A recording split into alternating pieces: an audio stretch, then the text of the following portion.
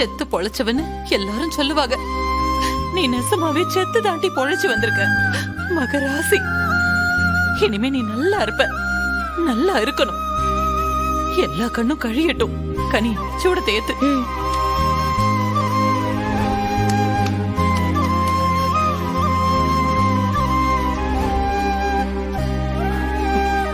அத்த ஒரு நிமிஷம். என்னல? கட்ட கொடு, என் தங்கச்சிக்கு நான் சுத்துட்டேன். எப்போ போலீஸ் ஸ்டேஷன்ல இவன் வேண்டாம், என் அண்ணன் தான் முக்கியம், இவன் கிட்ட இருந்து எனக்கு டைவர்ஸ் வாங்கி கொடுத்துடுங்க அப்படின்னு சொன்னாலோ அப்பவே என் தங்கச்சி உயர்ந்துட்டாத்த. ஏற்கனவே எஸ்ஐக்கு வீட்டுக்கு வந்ததுக்கு ஊர்க்காரவனுங்க முன்னாடி என்ன பேசுதானுவோ பின்னாடி என்ன பேசுதானு எனக்கு தெரியும். இப்ப ரத்னம் வந்துட்டா அவனுக்கு என்னென்ன பேச போறானுங்கன்னு தெரியும். ஆனா அதை பத்திலாம் எனக்கு கவலை கிடையாது. நீ குடத்த, நீ குடுங்கலாம்.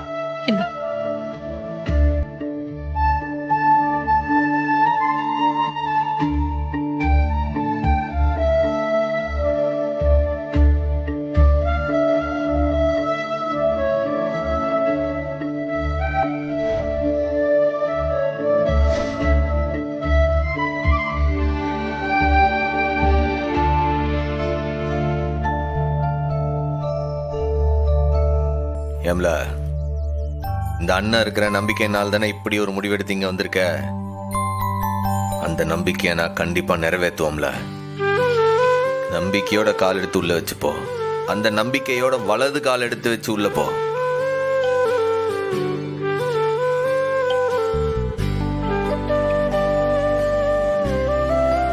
என்ன யோசிக்க? இல்லை, இது உன் வீடு. என்ன செய்யணும்னு ஆசைப்படுத்தியோ அதை நீ தாராளமா செய்யலாம். எப்படி வாழணும்னு ஆசைப்படுத்தியோ அப்படி வாழலாம். அதுக்கு இந்த அண்ணன் துணை நிப்பம்ல. தைரியமா வலது கால எடுத்து வச்சு உள்ள போ.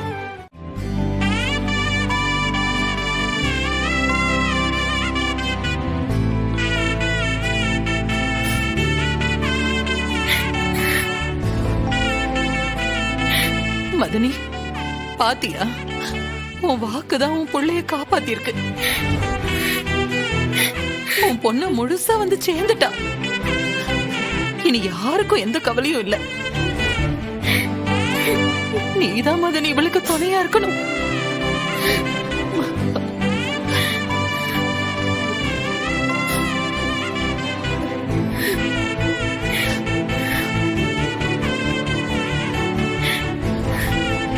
வாடி.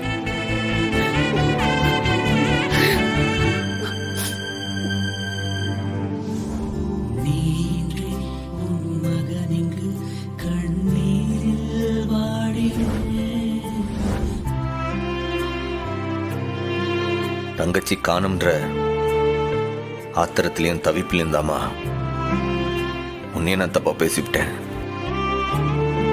என்னை மன்னிச்சிடு. நீ மட்டும் அந்த இடத்த சொல்லனா ரத்னாவை காப்பாத்திருக்கவே முடியாது. நீ எப்பவுமே சாமியா இருந்து இந்த குடும்பத்தை நீதாமா காப்பாத்தன, வழி நடத்தன.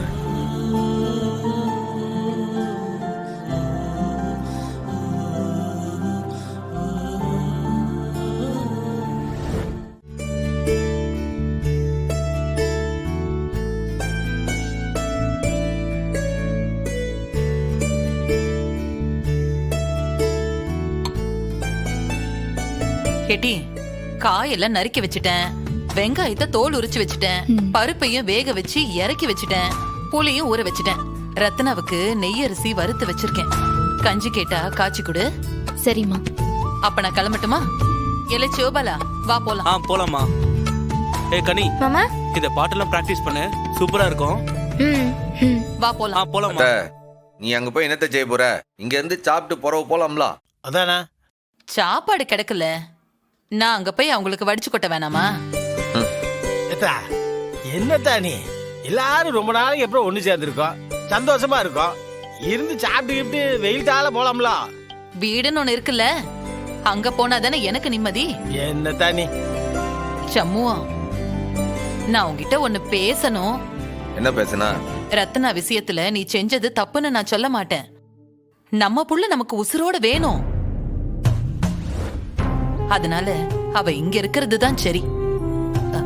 ஆனா என்னத்த என்ன சொல்ல வர? ஏன் வண்டி ஒரு மாதிரி இழுக்கு? நான் என்ன சொல்ல வரேன்னு உனக்கே புரியும். எசக்கி விஷயம் என்ன ரத்னா மாதிரியா? என் வீட்டுக்காரரை தவிர எல்லாருமே அவளுக்கு ஆதரவா தானே இருக்கும். ஒருத்தராவது அவளை விட்டு கொடுத்துருப்போமா? அதுக்காக எலை எசக்கிய நான் பாத்துக்கிடுதல, அவளை என் கூட அனுப்பி வை. ஏலாய், ஏலாய், எதுக்கு? ஏலாய், இல்ல எதுக்குன்னு கேக்க. ஏலாய், இருப்பா, ஏதோ கசாப்பு கடைக்கு ஆடை கூட்டு போற மாதிரி கூட்டு போறேன்னு சொல்லுது. நம்ம புள்ள என்ன ஆடா? அங்க கூட்டு போய் அவளை வெட்டுறதுக்கா? ஏன் போன வாட்டி சீம தண்ணி ஊத்தி உங்க வீட்டுக்காரர் கொளுத்தாம விட்டாரு, இந்த வாட்டி கூட்டு போய் மொத்தமா பணமாக்கி கூட்டு வரணும்னு பாக்குறியா? அதுதான் கேக்குறியா? என்னல இப்படி பேசுத? அவளை என்ன நாங்க விட்டு கொடுத்துட்டோமா? ஜோபால வந்து அவளை காப்பாத்தல கூட நான் இல்ல. 2 வாரத்துல முத்துப்பாண்டியும் வந்துருவான். அதுக்கு பிறகு உன் மாமன் பல்ல பொடுங்கின பாம்பு மாதிரி மாறிட மாட்டாரா? மாற மாட்டாரு. அவர்லாம் மாறுற ஆளா? 20 வருஷமா என் அம்மையை படாத பாடுபடுத்தி கொண்டே விட்டாரு. இப்ப என் தங்கச்சியை கொண்டு போய் கொல்ல பாக்குறீங்களா? பாரு, உன்னை நம்பிலாம் என் தங்கச்சி அனுப்புறதுக்கு எனக்கு விருப்பம் கிடையாது. இத பாருல, முத்துப்பாண்டி இல்லாத நேரத்துல அவளை நீங்க கூட்டிட்டு வந்ததே தப்பு. அவன் வாரப்போ இவ அந்த வீட்டுல இல்லாம இருந்தா அது நல்லாவா இருக்கும்? இவ்வளவு நடந்ததுக்கு அப்புறம் அந்த முத்துப்பாண்டி வராம போனது உனக்கு தப்புன்னு தெரியலையா? எங்க அவன்?